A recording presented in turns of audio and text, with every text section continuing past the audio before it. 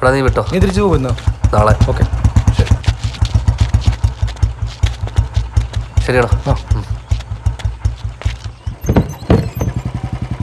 അമ്മച്ചേ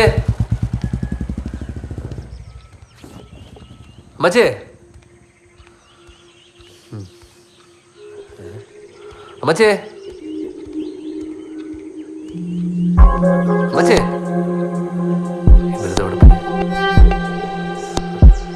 അമ്മച്ചേ Jincy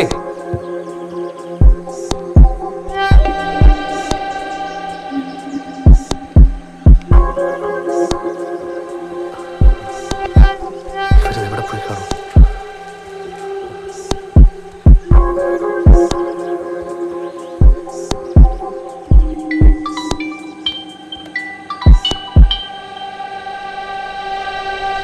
hello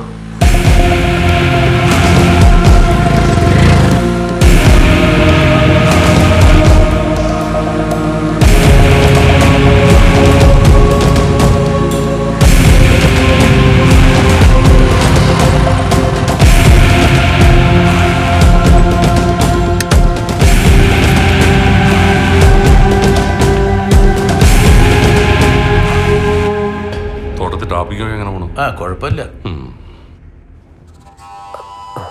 കേറി വാ. എന്നതാ ചോദിച്ചായ? നീ ഇരിക്കേ. നീ ഇരിക്കട കുഞ്ഞോനെ. നിനക്ക് മനസ്സിലായില്ലേ ലൂയിപ്പാപ്പനെ മോളിയാൻ്റെയും കട്ടപ്പനയുള്ള? ഇച്ചായ എന്നതാ പ്രശ്നം എന്ന് പറ. നീ ഇരിക്കേ. അമ്മച്ചിയും ജിൻസി മോളും എവിടെ? നീ എന്നതാടാ പന്ന കണ്ട പെരിച്ചാഴിയെ കൂട്ടി നിൽക്കുന്നേ? നീ ഇരിയുടെ കുഞ്ഞോനെ.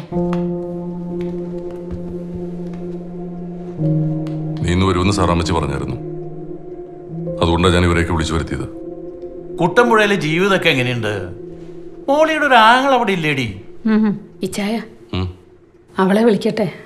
വിളിച്ചോ. ഇനി പോരെ, ആളെത്തിയിട്ടുണ്ട്.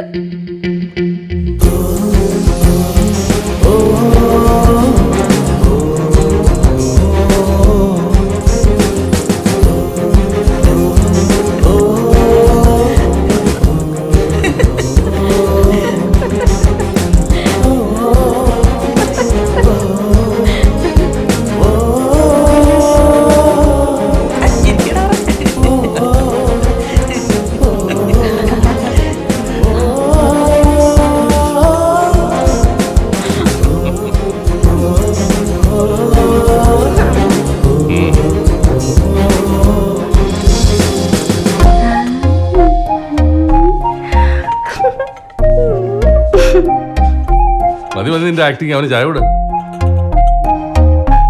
വാ.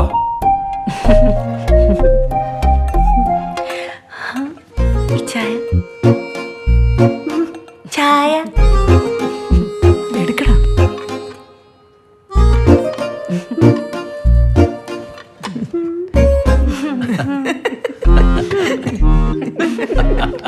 കുഞ്ഞാനെ, നിനക്ക് കാര്യം എന്നാന്ന് പിടി കിട്ടിയോ? ആരും ചിരിക്കല്ലേ, എന്റെ ചായനിപ്പോ നാണം കൊണ്ടങ്ങ് ഇല്ലാണ്ടോ. വെച്ചിട്ട് പോടി എല്ലാരും കൂടെ എന്റെ കുഞ്ഞിനെ കളിയാക്കാതെ. ഞങ്ങളെ നിങ്ങളെ രണ്ടിനെയും പിടിച്ചങ്ങ് കെട്ടിക്കാൻ തീരുമാനിച്ചിട്ടുണ്ട്.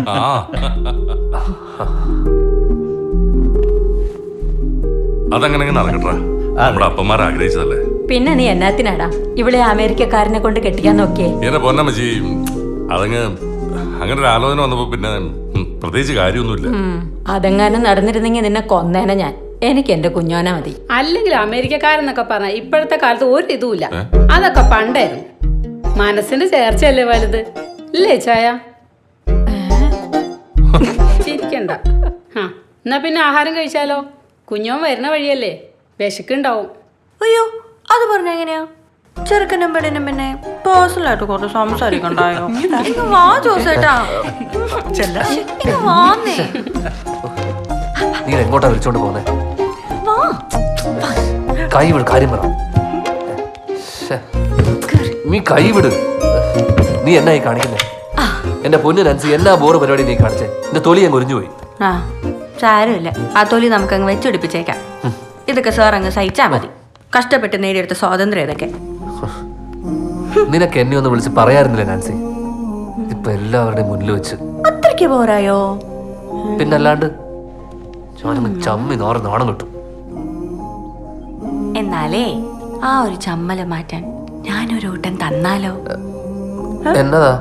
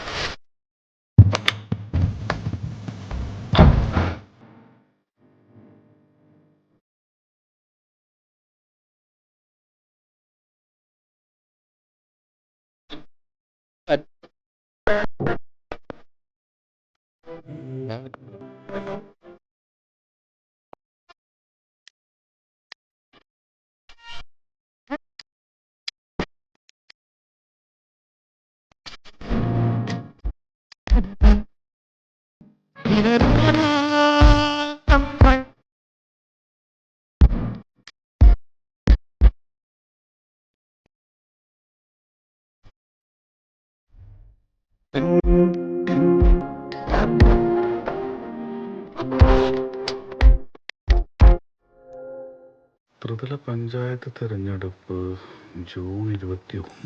മാഷേ, ഗുഡ് മോർണിംഗ്. നേരത്തെ എന്തൊരവസ്ഥയാണ് ഓരോന്ന് കാണുമ്പോൾ. സാറിന്റെ മുട്ട എടുത്തായിരുന്നു. അതല്ല, എന്റെ പുഴുങ്ങിയ താറാമുട്ട അവിടെ കാണാനില്ല. സാറിന് അറിയാല്ല, എനിക്ക് വ്യായാമം കഴിഞ്ഞാൽ താറാമുട്ട നിർബന്ധമൊന്നും. പിന്നെ എനിക്ക് അതാണല്ലോ പണി.